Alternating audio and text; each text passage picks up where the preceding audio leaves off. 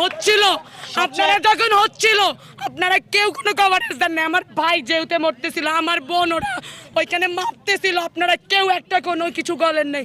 পোলাপাইন রাস্তায় মরে, গ্রেনেড ফালায় আপনাদের উপরে, চাই করুক না কেন, পাটকেল ফালায়, টিয়ার শেল ফালায়, আপনাদের কোনো ব্রিফিং নাই কেন?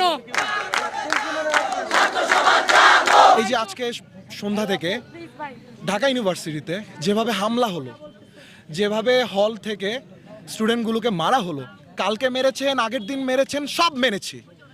গতকাল যেখানে আপনারা 7টা স্টুডেন্টকে মেরে ফেললেন, যারা রাস্তায় প্রাণ দিয়ে দিল, আপনি আমাকে বলেন যে একটা দেশে একটা ছেলে, তার পিছনে কেউ ছিল না, ওই ছেলেটা বুক পেতে দিছিল।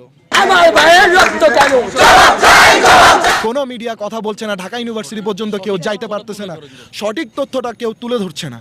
আমরা দেখেন, আমরা সবাই আমাদের আইডি কার্ড নিয়ে এসেছি। আমরা কেউ সাধারণ কেউ বহিরাগত না, আমরা সবাই সাধারণ শিক্ষার্থী।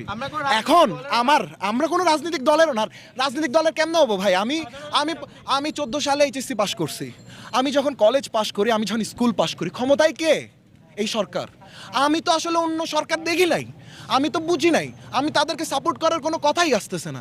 তাহলে আমার যদি কারো বিপক্ষে যেতে হয়, কারো কাজ যদি আমার খারাপ লাগে, তাহলে এই সরকারই তো টানা আজকে এত বছর ধরে ক্ষমতায় আছে, তাহলে তার কাজ কর্মই তো আমার খারাপ লাগবে। তো খারাপ লাগলে আমি বলবো না? আমাদের দাবি তেমন কিছু না। আজকে আমরা আপনাদের সামনে এসেছি শুধুমাত্র এটাই জানানোর জন্য যে আপনারা কেন আমাদের যৌক্তিক কথাগুলো, আপনারা সত্যটাকে তুলে ধরছেন না, আপনারা কেন আমাদের দেশের মানুষের সামনে সব কিছুকে জাহির করছেন না। আমরা জানি মুক্তিযুদ্ধের কনটেক্সটটা কি ছিল, এটা আমাদের প্রথম কোশ্চেন।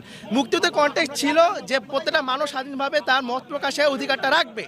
আজকে সরকার যখন 55% কোটা যখন বর্ধা করে, এই জায়গাতে সাধারণ মানুষের কাছে এই জিনিসটা মেনে নেওয়ার মতো হতেই পারে।